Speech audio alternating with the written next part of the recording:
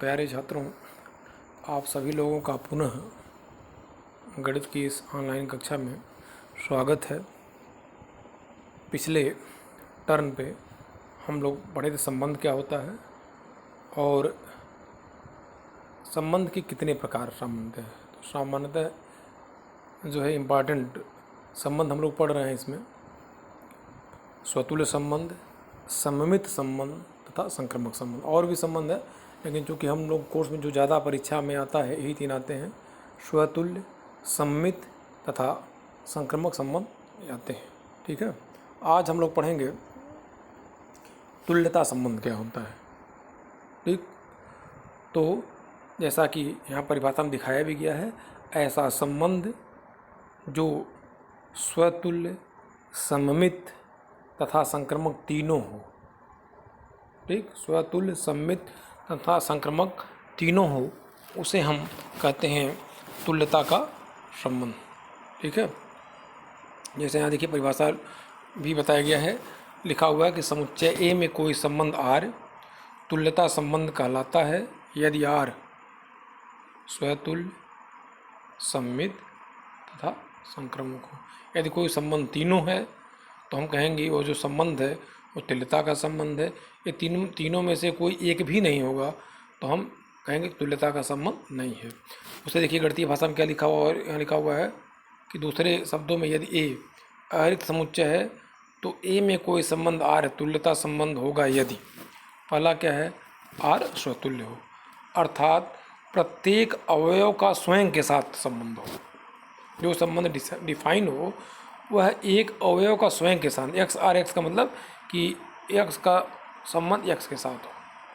ठीक है ना, या ऐसे भी लिख सकता है। यदि एक्स का एक्स के संबंध होगा तो हम लिखेंगे x comma x element of R. ठीक है, एक अवयव का स्वयं के साथ जो संबंध होता है वह स्वतुल्य कहा जाता है। दूसरा लिखा हुआ है सममित।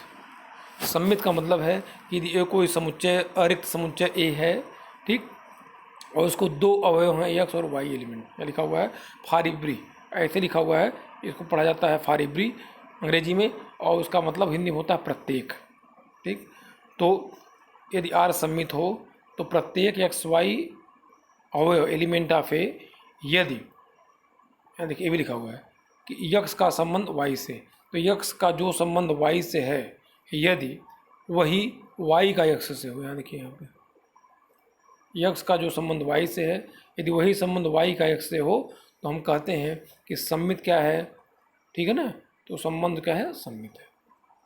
ठीक, तीसरा है संक्रामक संबंध क्या होता है।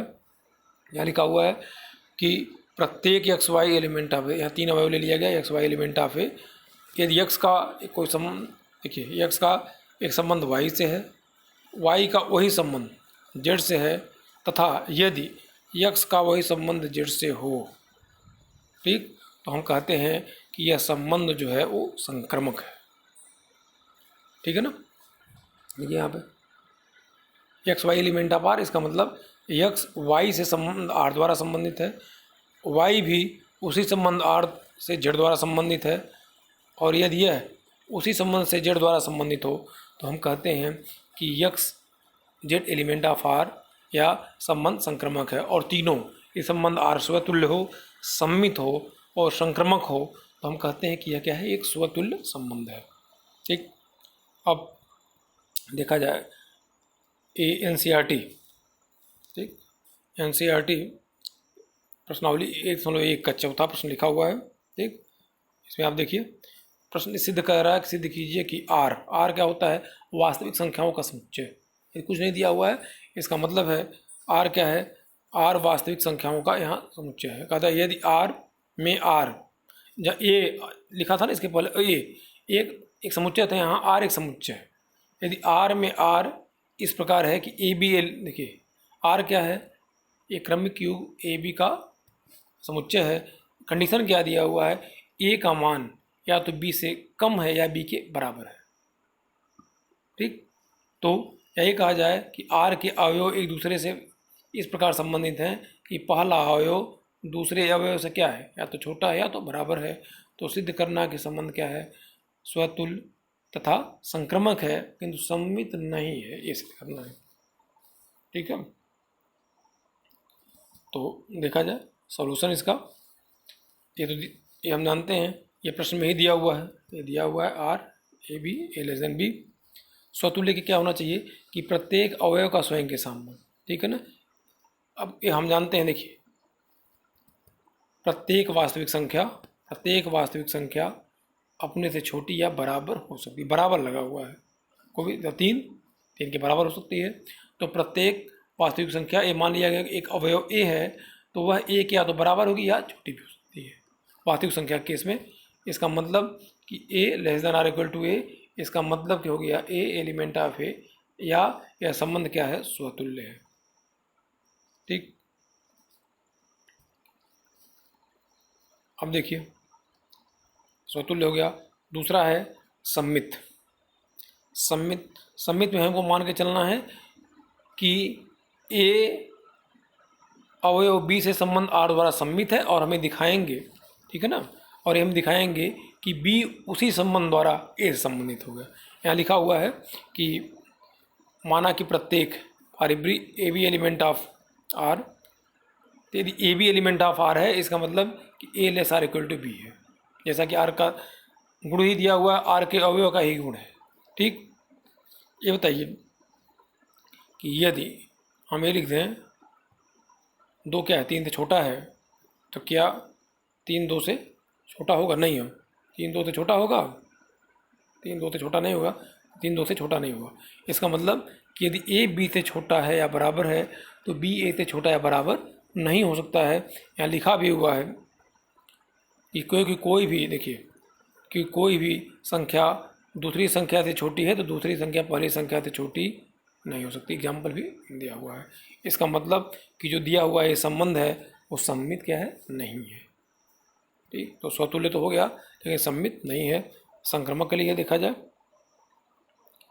संबंध यदि प्रत्येक a b c element of, 3 अवयव ले लिया गया है, ए बी, ए मान लिया गया कि ए बी से संबंध आर द्वारा संबंधित है, तो क्या हो जाएगा, ए लेस देन बी हो जाएगा। ठीक, b c R element of R, इसका मतलब बी उसी संबंध से सी से है तो बी लेस देन सी। यदि ए बी से छोटा है तथा बी सी से छोटा है बराबर है तो निश्चित क्या हो जाएगा कि A less or equal to सी हो जाएगा। जैसे देखिए, जैसे हम लिख दें 2 लेस देन 3 लेस देन 4 लिख दें हम, या 9 लिख दें, ठीक है ना। देखिए 2 3 से छोटा हो गया और 3 9 से, ऐसे लिख दें हम, 9 से छोटा है। देखिए 2 3 से छोटा है, 3 9 से छोटा है, तो निश्चित है कि 2 क्या होगा, 9 से छोटा होगा। उसी प्रकार है कि यदि A less or equal to B तथा B less or equal to C, तो निश्चित है A less or equal to C होगा। या ये कहा जाए कि A C element of R, इसका मतलब हो गया ए आर बी तथा बी आर सी, क्या कर रहा है, ए आर सी। इसका मतलब कि जो संबंध ए का बी से है, यदि वही संबंध बी का सी से हो तो निश्चित है ए का संबंध सी से होगा। इसका मतलब कि दिया हुआ संबंध क्या है, संक्रमक है। इस प्रकार हमें सिद्ध कर दिया। यहाँ पे जो प्रश्न में पूछ रहा था, यहाँ पे कि सिद्ध करना था कि संबंध जो है, ठीक, हमको सिद्ध करना था स्वतुल्य, संक्रमक तथा सम्मित नहीं। तो हम देख लिए कि स्वतुल्य है, संक्रमक है, लेकिन सम्मित नहीं है। ठीक है, अगला देखिए, कुछ इंपॉर्टेंट प्रश्न भी है, देखा जाए। ये है प्रश्नावली 1.1, प्रश्नावली 1.1 का 8वां प्रश्न है। ठीक, कारा सिद्ध कीजिए कि समुच्चय ए के अवयव क्या है, 1 2 3 4 5 में आर क्या है, अवयवों के बीच का संबंध है। इस प्रकार से परिभाषित है कि ए बी, हम जानते हैं संबंध के अवयव क्रमित युग्म के रूप में होते हैं। तो इस प्रकार संबंध है कि ए की बी संबंध क्या है कि माड ए माइनस बी, ये कहा जाए ए बी का मापांक। किसी भी संख्या चाहे धनात्मक हो ऋणात्मक है, जब उसका हम मापांक लेते हैं तो हमेशा पॉजिटिव आता है। ठीक, तो आर ए बी मापांक के माइनस बी सम है। संबंध कह रहा है कि 2 का अंतर क्या है, एक सम है। द्वारा प्रदत्त संबंध एक तुल्यता का संबंध है। ठीक है, आगे कह रहा कि प्रमाणित कीजिए 1 3 5 के सभी अवयव एक दूसरे से संबंधित हैं। तथा समुच्चय 2 4 के सभी अवयव एक दूसरे से संबंधित नहीं। ठीक है, जरा इसका प्रूफ देखा जाए। अब देखिए, ये तो दिया हुआ है, ए का मान दिया हुआ है और आर का मान दिया हुआ है। ठीक है ना। हम जानते हैं कि प्रत्येक अवयव ए एलिमेंट आप जो समुच्चय दिया हुआ उसी का अवयव लेना है। एक ए में से घटाएंगे क्या हो जाएगा, 0 हो जाएगा। ठीक, दोनों तरफ का माड ले लीजिए तो हो जाएगा माड ए माइनस ए बराबर क्या हो गया, 0, जो कि सम। 0 एक ऐसी संख्या है कि विषम में भी देखी जाती है सम, तो 0 क्या एक सम है। इसका मतलब कि एक अवयव का स्वयं जो था अंतर था उसका मापांक 0 के बराबर है। इसका मतलब जो कंडीशन आर का था कि ए माइनस बी क्या होना चाहिए, सम है, तो एक अवयव का स्वयं के साथ ए माइनस ए बराबर 0 हो गया, इसलिए ए एलिमेंट ऑफ आर। इसका मतलब ए संबंध आर से संबंधित है। इस प्रकार जो दिया हुआ संबंध है वह स्वतुल्य है। ठीक, तुल्यता के लिए तीनों दिखाना है तो स्वतुल्य हो गया। दूसरा देखा जाए कि सम्मित है। ये मान लिया गया कि ए बी प्रत्येक ए बी एलिमेंट ऑफ है। यदि हम ये मान के चलेंगे सम्मित के लिए, यदि A B element of R और सिद्ध करेंगे बी एलिमेंट ऑफ आर, तो यदि A B element of R तो आर की परिभाषा से क्या है, माड ए माइनस बी क्या है, सम है। यहाँ माड लगा दिया गया है, माइनस कॉमन ले लिया जाए तो माइनस बी माइनस ए हो जाएगा, ए भी सम हो जाएगा, क्योंकि यदि 4 सम है तो -4 भी सम होगा। इसलिए यदि ए माइनस बी, देखिए ए माइनस बी, यहाँ माइनस बी माइनस ए हो गया है, और माड जब किसी भी संख्या का लेते हैं तो धनात्मक होता है, तो हो जाएगा बी माइनस ए सम है। तो ए माइनस बी सम है और हम देखें क्या आ रहा है, बी माइनस ए सम आ रहा है। इसका मतलब b a element of R. तो हम लेके चले a B element of R और सिद्ध कर दिए बी एलिमेंट ऑफ आर। इसका मतलब ए का जो संबंध बी से है वही बी का संबंध क्या है, ए आर से है। ठीक है ना। अतः जो संबंध क्या है वो सम्मित है। तीसरा देखा जाए, पुनः माना कि a B element of R, तो परिभाषा से क्या हुआ, ए माइनस बी सम, जैसा कि दिया हुआ है। ठीक है ना। तो यदि माड ए माइनस बी है समय, तो परिभाषा के अनुसार क्या हो जाएगा, ए माइनस बी भी सम हो जाएगा। इसी प्रकार से हम 2 लेके चलेंगे, यहाँ a B element of R हो गया, b c element of R, तो परिभाषा के अनुसार हो जाएगा माड बी माइनस सी सम, यहाँ हो जाएगा बी माइनस सी सी, दोनों जोड़ा जाए, दोनों को जोड़ लिया गया। ए माइनस बी सम है और B minus C, A minus B plus B minus C. और हम जानते हैं कि किन्हीं भी 2 सम संख्याओं का योगफल क्या होता है, सम होता है। जैसे 2 + 6 ले लें तो कितना हो जाएगा, 8। कोई भी 2 सम संख्या लेंगे जोड़ेंगे तो 8 हो जाएगा। तो ए माइनस बी सम है, यहाँ पे बी माइनस सी सम है, दोनों जोड़ेंगे तो क्या हो जाएगा, यहाँ पे सम हो जाएगा। जोड़ लेंगे तो बी भी कैंसिल हो जाएगा, ए माइनस सी सम हुआ। इसका मतलब परिभाषा के अनुसार क्या हो जाएगा, ए सी एलिमेंट ऑफ आर हो जाएगा।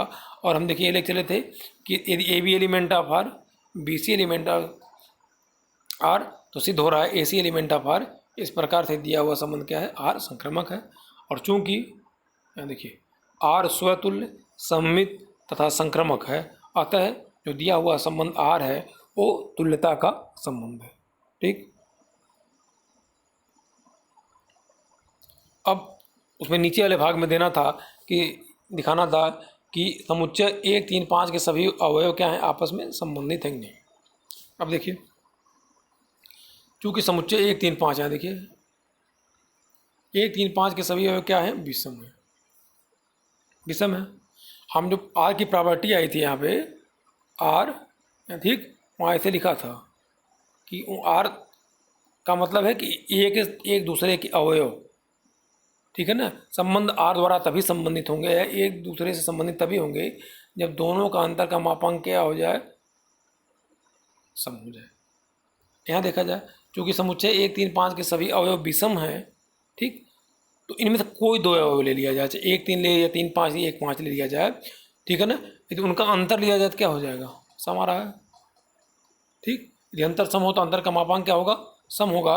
अतः परिभाषा जो आर का परिभाषा है कि क्या था कि 2 अवयवों का अंतर, यदि 2 अवयवों के अंतर का मापांक यदि सम है तो वह एक दूसरे से क्या है, संबंधित हैं। यहाँ देखा जाए, इसमें से कोई 2 अवयव ले लिया जाए, उनका अंतर ले लिया जाए, एक सम संख्या मापांक ले लिया जाए, तो भी सम हो रहा है। इसका मतलब 1 3 5 के सभी अवयव एक दूसरे से क्या हो जाएंगे, सम। ठीक, इसी प्रकार से 2 4 का एक दूसरे से संबंधित हो जाएंगे। अगला इसी में था कि देखिए यहाँ पे ये भी दिखाना था कि क्या 1 3 5 के सभी अवयव 2 4 के सभी अवयवों से संबंधित है कि नहीं है। ठीक। अब देखिए यहाँ पे 1 3 5, 1 3 5 के सभी अवयव क्या हैं, विषम हैं, और 2 4 के क्या है, सम। ठीक। अब समुच्चय यहाँ पे इस वाले समुच्चय के और 2 4 कोई 2 अवयव लिया जाए और इनका अंतर ले लिया जाए। तो अंतर लेना क्या है, विषम आ रहा है। ठीक। और आर परिभाषित क्या था, आर परिभाषित ये था कि ए माइनस बी, दो अवयवों का अंतर क्या होना चाहिए, सम होना चाहिए। यहाँ इसके अवयव और इसके अवयव के बीच का अंतर विषम संख्या आ रही है, इसका मतलब इसके अवयव से कोई संबंध नहीं है। ठीक है। अब एक प्रश्न और आया था इसमें, देखा जाए है प्रश्नावली 1.1 का 12वां प्रश्न है।